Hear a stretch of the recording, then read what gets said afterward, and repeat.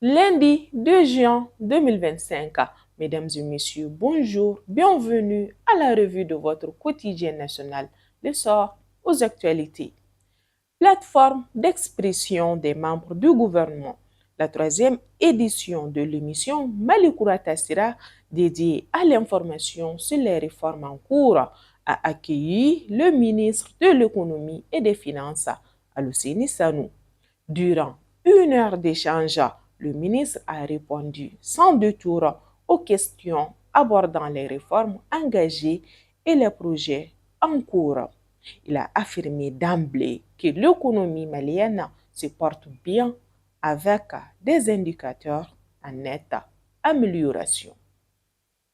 À l'issue de leur première réunion tenue le 29 et 30 mai à Bamako, les ministres chargés de la justice et des droits de l'homme de la Confédération des États du Sahel ont adopté plusieurs décisions formalisées dans un communiqué final.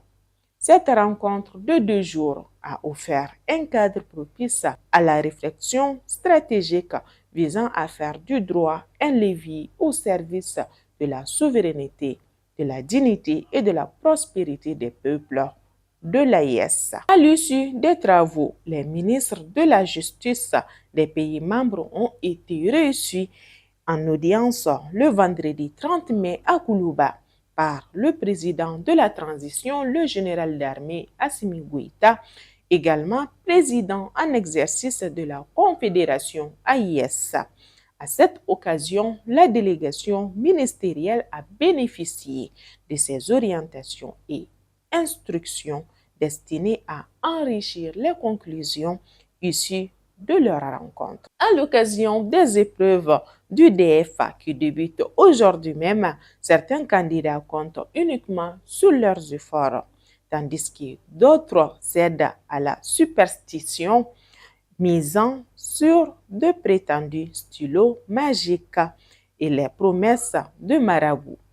Victimes d'arnaques, ils réalisent trop tard que seule une bonne préparation mène à la réussite. La suite de cette enquête est à lire sur nos différentes plateformes digitales. Le commissariat du 2e arrondissement de Sikasso multiplie les actions contre les malfrats qui troublent la quiétude de la ville. Dernière opération en date, le démantèlement d'un réseau bien organisé, actif notamment au Grand Marché et à Yawarma 1. Ces bandits, dont le nombre exact reste inconnu, sèment l'insécurité dans plusieurs quartiers de Sikasso. Fatiguées par leurs agissements, les populations ont fini par collaborer avec la police pour mettre fin à leurs exactions et retrouver un climat de paix. Le stade malien de Bamako ne pouvait rêver mieux cette saison.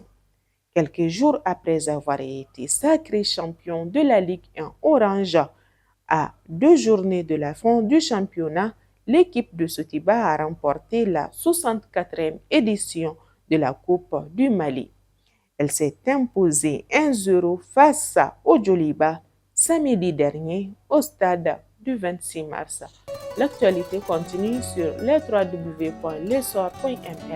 ainsi que sur toutes nos différentes plateformes digitales. Bon début de semaine à toutes et à tous et bonne chance à tous les candidats du DEF. Prenez soin de vous, qu'Allah bénisse le Mali. Ciao!